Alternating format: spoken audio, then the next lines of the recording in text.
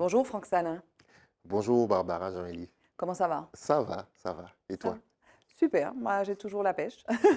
En tout cas, je suis ravie de te recevoir donc à cœur ouvert pour mieux te découvrir. Est-ce que tu peux te présenter, s'il te plaît? Alors, je suis Franck Salin, je suis auteur, réalisateur, metteur en scène. J'ai grandi en Guadeloupe. Euh, et donc, je suis un passionné de littérature, de cinéma, de théâtre. Mhm. Et tu étais journaliste. Oui, j'ai été journaliste jusqu'en 2012. Et en 2012, j'ai décidé de me consacrer à la création. J'avais ça qui me trottait en tête depuis longtemps. Après, on n'est pas toujours très courageux, donc on se dit oui, mais ce sont des métiers un peu instables, un peu précaires. Est-ce que j'y Quoi, arriverai? auteur, réalisateur? Oui, Ouais. voilà. Tu vois, je suis sous un statut Tu es professionnel intermittent en fait. qui s'appelle l'intermittence. Et donc, on doit faire tous les ans un certain nombre d'heures, ce qui nous permet, même si il y a des trous, d'avoir des revenus. Donc, Mhm, c'est vrai. c'est quand même un statut intéressant Oui, dans le système français. oui. Mais quand on ne le connaît pas, Ça peut ça peut faire faire peur. peur. Ça peut faire peur. Et alors, vaut mieux parce que toi, tu es prolifique, hein, tu as écrit nombre d'ouvrages, donc L'homme pas Dieu, tu as écrit d'autres livres, mais tu as aussi réalisé beaucoup de documentaires sur un air de révolte, Camarade Jean, La Terre comme un point, je me trompe ou pas? Oui, oui, oui, oui, Tu me regardes j'en ai fait plusieurs, oui. religieusement. Citoyen bois d'ébène. Et puis tu as fait aussi du théâtre, donc Entrailles, on va en parler. Oui, Et oui, oui. alors, Alors, on peut dire les choses oui, puisqu'on est entre nous. Mon premier film documentaire, oui. j'ai pu le réaliser grâce à toi, puisqu'à l'époque, tu travaillais sur Trace TV. Mhm.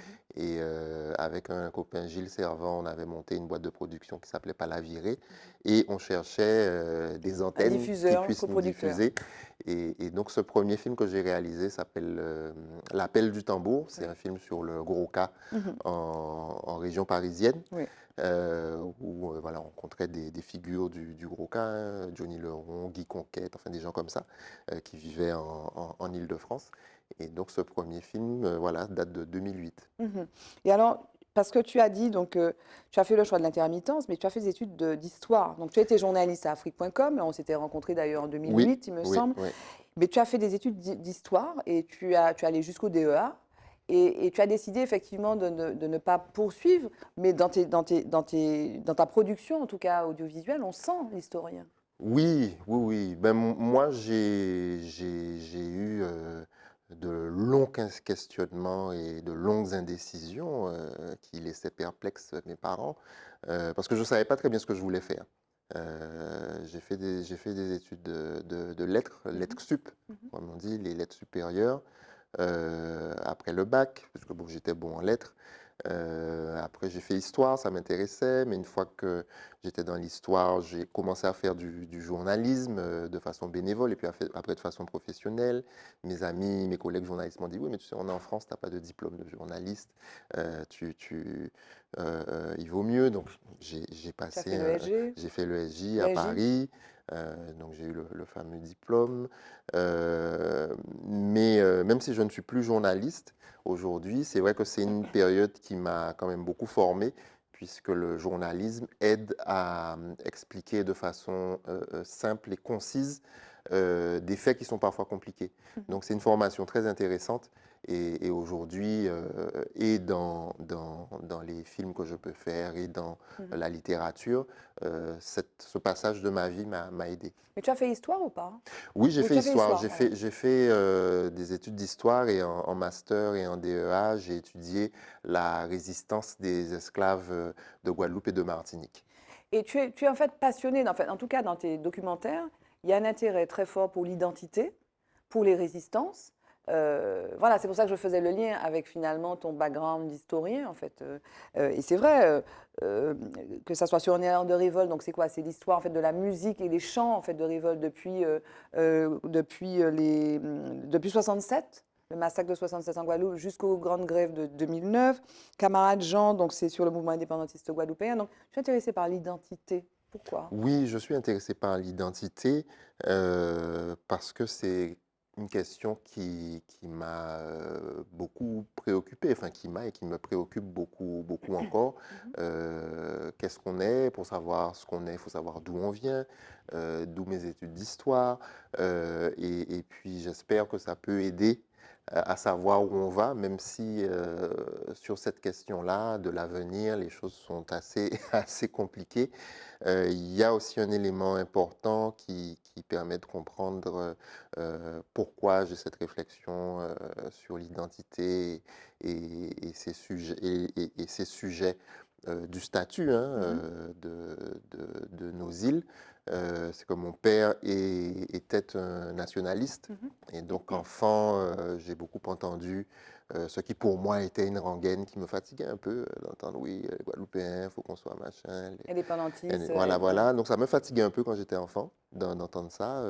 J'étais pas du tout. De ce bord-là? Non, non, non. Et puis en grandissant, en mûrissant, ce discours sur la responsabilité, sur nos capacités à être nous-mêmes et à faire par nous-mêmes, m'ont touché. Mhm. Mais je pense que voilà, c'est avec l'âge qu'on comprend le fond de ces questions-là. Et dans mes films, j'ai eu envie de faire connaître notre histoire contemporaine Mhm. qui passe beaucoup par ces questions de statut et de confrontation avec la France, même si aujourd'hui c'est clair qu'on a choisi le statu quo. D'accord. Mais du coup, alors tu es plutôt du bord de ton père, à l'époque qui t'embêtait avec ses rengaines, ou tu es dans l'hésitation et tu parles de statu quo, mais toi tu as choisi, toi tu es Non, moi indépendantiste. je pense que le changement est inéluctable. Mhm. Je pense qu'il n'y a pas Il est de... peut-être en cours, non? Oui, sans aucun doute, on a sans doute du mal à voir les germes du changement, mais ils sont sans doute là. Mhm. Mais moi, je pense qu'on est contraint à une évolution. Alors, je ne sais pas dans combien de temps elle se fera, Mhm. mais je perçois qu'on se sent de plus en plus capable de faire par nous-mêmes, Mhm. euh, euh, euh, de guider notre destin par nous-mêmes. Et en même temps, c'est assez paradoxal, sur un plan collectif, hein, sur un plan individuel, je rencontre de plus en plus de personnes qui sont formées, compétentes et qui se sentent capables. Mais sur un plan collectif, on a du mal À se faire confiance peut-être. à se faire confiance. Et Mhm. je pense que le fait d'être une ancienne colonie esclavagiste, où la défiance et la méfiance et la jalousie, toutes ces choses-là euh, euh, euh, sont constitutives, puisqu'il fallait, dans cette situation coloniale, instaurer la division. Je pense que nous sommes toujours victimes De ça. de ce mal-là. Donc je ne sais pas qu'est-ce qui nous permettra de surmonter nos Mhm. divisions, mais je reste confiant, je pense que ça viendra. En tout cas, bon, le sens de l'histoire, c'est finalement aussi de parler de ça. Et donc tu le Oui, fais, bien toi, tu sûr, documentes ces histoires-là, tu bien les sûr. documentes. Mais alors tu t'exprimes, et je l'ai dit, à plusieurs niveaux, avec plusieurs supports, donc finalement avec plusieurs modes d'expression. Donc des trois modes d'expression, donc le théâtre, on va y venir tout à l'heure, le théâtre, le documentaire, cette recherche, cette investigation sur l'identité, l'histoire, et l'écrit, le roman. La fiction, qu'est-ce que tu préfères? Dans quoi tu t'éclates le plus? Et qu'est-ce que tu exprimes de différent chaque fois? Alors j'aime tous les exercices, mais selon le projet, je choisis une forme plutôt qu'une autre. Mais pour être tout à fait sincère, ce que je préfère, c'est quand même l'écriture. Mhm. Ceci dit, C'est... excuse-moi, ceci dit, quand tu écris un film, tu Oui, écris le film d'abord. oui, le film, je dois l'écrire. Et tes films sont très écrits d'ailleurs. Oui, ils sont pas mal écrits, surtout quand il s'agit de sujets historiques. Donc c'est un impératif. Et ça devient, alors là je dis malheureusement, malheureusement de plus en plus un impératif imposé par les chaînes aussi, qui demandent parfois même qu'on fasse des séquenciers, qu'on raconte le film séquence par séquence, alors que c'est un Comme si documentaire, c'était une fiction, comme quoi. si c'était une Ne laissant fiction. aucune place Oui, alors à que l'improvisation, à il- la vie, tout oui, simplement. voilà, alors qu'on sait très bien, et ceux qui lisent le savent aussi, que les personnes qu'on va rencontrer ne feront pas exactement ce que nous, on veut qu'elles fassent. Mhm. Oui, dans les films, dans la, la, la, la genèse des films, il y a l'écriture, mais c'est vrai que l'écriture littéraire, qui laisse beaucoup plus de place à l'imagination, Mhm. c'est sans doute ce que je préfère. Alors, j'ai parlé de L'Homme pas Dieu, mais tu en as écrit d'autres. Oui, j'ai écrit 3 romans, Mhm. Pointe-à-Pitre, Paris, Oui. L'homme pas Dieu et Le Grand Frisson. L'Homme pas Dieu, moi je l'ai lu, il y a un inspecteur, non? Oui, Et oui, c'est oui. à mourir de rire, il y a beaucoup d'humour, c'est très drôle. Tu peux nous dire en 2 mots le thème Le et pitch. le pitch, s'il te plaît? Alors, L'homme pas Dieu, c'est l'histoire d'un enseignant, un jeune enseignant Oui. qui s'appelle Albert Gouty, très beau jeune homme, Oui. mais qui est un misanthrope absolu. Mhm. C'est-à-dire qu'il n'y a qu'une personne qui l'intéresse, c'est C'est lui. lui. Il ne s'intéresse qu'à sa petite personne. Mhm. Étant très, très beau garçon, il a un succès fou avec les dames, mais les aime-t-il vraiment? C'est pas très clair. Mhm. En tout cas, il a du mal à aller au-delà de sa personne. Mhm. Un jour, on découvre l'une de ses maîtresses morte Mhm. et on l'accuse. Voilà. Et là, il est innocent, mais il doit prouver qu'il est Et ça innocent. te fait rigoler, donc c'est Oui, très bien. oui, oui. Et sa petite bulle, Oui. parce il est enseignant fonctionnaire, Mm, mm, tranquille, mm, mm. personne ne l'embête, même ses parents, parfois, il essaie de mettre de la distance pour qu'on ne l'embête pas dans son confort. Oui. Et sa petite bulle éclate Explose, oui. et il est obligé d'être confronté aux réalités de Oui. la Guadeloupe, aux problèmes. Alors, parlons maintenant du théâtre, donc Zentrailles, donc, qui est un peu ton actualité, avec 2 artistes extraordinaires sur scène, donc Christian Julien et Irène Bicep, oui. Bicep. Oui. C'est Irène Bicep. Irène Bicep, Voilà, oui. Irène Bicep. Donc Zentrailles, ça parle d'une relation entre un homme et une femme. Est-ce que là encore, tu peux nous pitcher sans trop dévoiler l'histoire, mais... Alors, Zentrailles, ça parle de José et Marie-Paul. C'est un couple, hein, ils sont Mhm, mariés. mhm, Et José est enfermé dans un hôpital psychiatrique. Et il se remémore l'histoire de sa femme, et évidemment toutes les récriminations et tous les reproches qu'il a contre elle.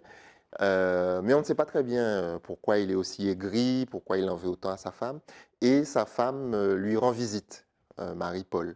Et c'est dans cette confrontation, on va comprendre qu'un drame s'est joué entre eux, dans leur famille, avec les enfants, et qu'en fait, ce José est un homme extrêmement violent mhm, et qu'il a poussé la violence vraiment à son maximum. mhm. Mais c'est une façon pour moi, bien sûr, de dénoncer les violences conjugales et intrafamiliales, mais aussi d'explorer cette relation complexe de l'homme et de la femme antillaise, du couple, que j'avais abordé aussi dans une précédente pièce, Baudelin pas loin, Mhm. parce que c'est un sujet universel, hein, le couple, mais nous avons nos particularités, nos spécificités Précisément, qui m'interrogent et que j'ai envie comment tu en parles alors enfin, de façon réaliste? Qu'est-ce qui caractérise ces relations hommes-femmes aux Antilles, en Martinique, en Guadeloupe? Alors, c'est pas facile de les Mhm, caractériser, mhm, mais l'une des difficultés, tout simplement, c'est de faire couple, mhm, c'est-à-dire de construire un couple et une famille.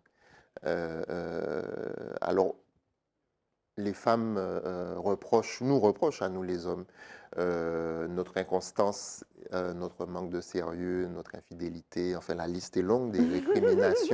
des récriminations que Habituel? les femmes font aux hommes, mais et il y a du vrai là-dedans, et de même que les hommes peuvent reprocher aux femmes d'être trop dures, Mhm, intransigeantes, etc. Mais le fond de la question, c'est que la famille, le couple sont nés d'une histoire, qu'on évolue dans un système Et on peut avoir des discours hérités de l'Europe, des États-Unis, Mhm. puisqu'aujourd'hui, avec la télévision, etc., on voit beaucoup de choses. Et c'est toujours très intéressant d'entendre des discussions dans lesquelles on se confronte à ce qu'on voit ailleurs et on se dit, mais pourquoi c'est pas comme ça ici? Est-ce qu'on est moins bien? Mhm. Mais en fait, non, on n'est pas moins bien, on est juste différent. Mais de toute évidence, c'est une différence qui méritent des changements, qui méritent des amendements, puisque très souvent, ni les hommes ni les femmes ne sont satisfaits de ces relations. Mhm. Mais là encore, c'est un Un chantier vaste énorme et c'est chantier. beaucoup de questions, mais il faut oser les poser et puis s'y confronter pour voir si on peut arriver à évoluer. Mais je dois reconnaître que je n'ai pas les clés. En tout cas, tu poses la question à ta façon. La suite pour toi, c'est quoi? La suite pour moi, eh bien, c'est Mhm. continuer d'écrire des pièces de théâtre, des romans, des Qu'est-ce qu'il y a en films. cours? Qu'est-ce qu'il y a en cours? Là, j'ai une pièce de théâtre en cours d'écriture et puis un film documentaire aussi en cours d'écriture. En ce moment, je suis beaucoup en train d'écrire et puis j'ai des propositions qui m'ont été faites aussi. Il faut que je vois comment ça peut se réaliser. Le mot de la fin, Franquito, ce serait quoi? Eh bien, je suis très heureux d'avoir été invité ici et je suis très heureux de voir tout ce qui se fait en Martinique. Il y a beaucoup de jeunes auteurs. Je trouve vraiment très bien la politique qui est menée ici pour soutenir les jeunes auteurs et il faut continuer comme ça. Je pense à des gens comme Françoise Do, comme Gloria Bonheur, comme Gaël Octavia. Et donc dans le théâtre, je trouve qu'il y a beaucoup de jeunes auteurs Mhm. et qui sont soutenus. Il faudrait les soutenir encore plus. Et en Guadeloupe aussi, j'espère. J'espère que la politique euh, pour aider les auteurs sera encore mieux parce qu'il faut qu'on raconte nous-mêmes nos histoires. Mhm. C'est très important dans ce monde où on gobe, on avale des milliers et des milliers de séries qui Qui viennent viennent d'ailleurs. d'Amérique du Nord, d'Europe, un peu d'Asie aussi, Mhm. qu'on ait aussi nos histoires et qu'il y ait les gens capables de les raconter. Et ça, ce sont les auteurs. Ils sont incontournables. Merci Franquito, merci Franck Salin. Merci.